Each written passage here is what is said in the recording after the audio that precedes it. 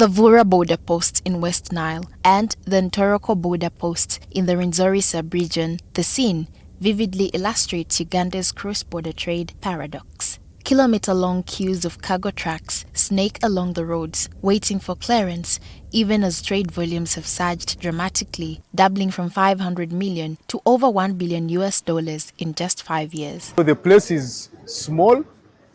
The capacity was okay 3-4 years ago.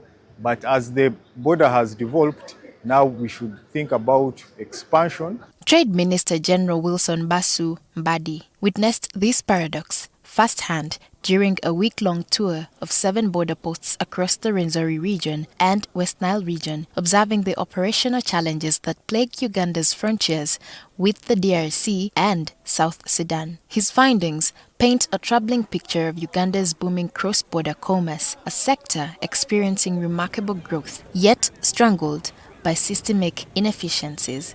Find out what issues may be affecting their traders so that we see which ones to deal with.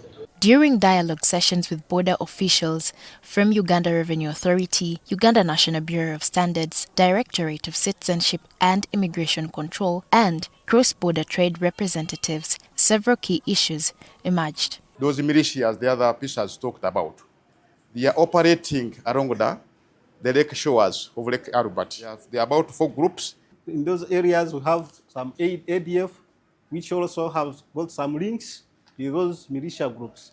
Border agencies raised concerns about incomplete integration of the single customs territory with DRC, noting that operations at the one-stop border posts are not yet fully standardized, particularly on the Congolese side. The DRC government has not yet fully integrated the customs union, so the single customs territory is not working here.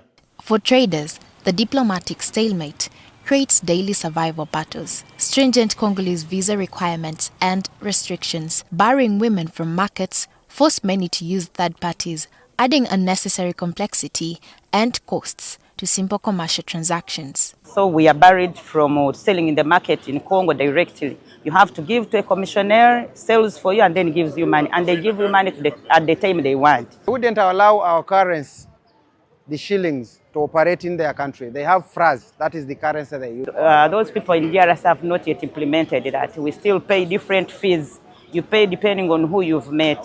And it also acts as a barrier to trade. Already gave a waiver to the Congolese citizens entering Uganda, and so we will request them to reciprocate.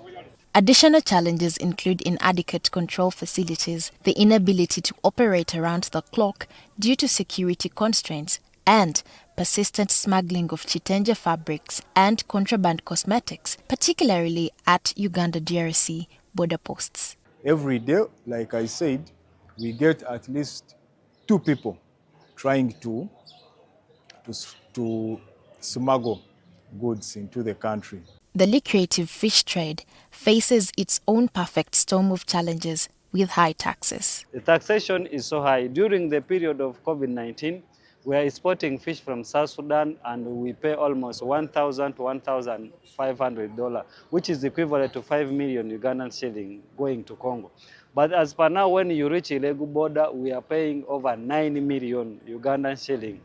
But if you're not on that list of the type of goods or the type of clients who shouldn't pay taxes, then the rest of us, we should pay. And by the way, you're not paying more than you should pay. Infrastructure deficits compound these challenges significantly. At Ntoroko, the border post operates without grid electricity, incurring monthly generator fuel costs of 10 million shillings. Meanwhile, the deteriorating Karugutu-Ntoroko route creates substantial delays and inflates transportation costs, while seasonal road blockages at Padia routinely disrupt trade flows. Jekubo okuva e Karugutu okutuuka e Ntoroko.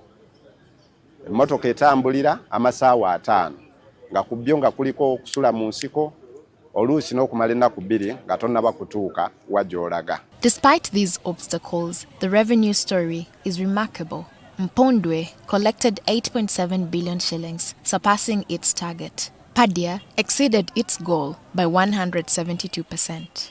The Trade Minister has promised to engage multiple government ministries to address infrastructure, security, and electricity challenges. But with DRC remaining Uganda's top export destination in both East African Community and COMESA, the stakes couldn't be higher for these upcoming diplomatic talks. I'm planning to do the same with the Congolese, do the same with South Sudan, and also Tanzania, because our traders still have issues there.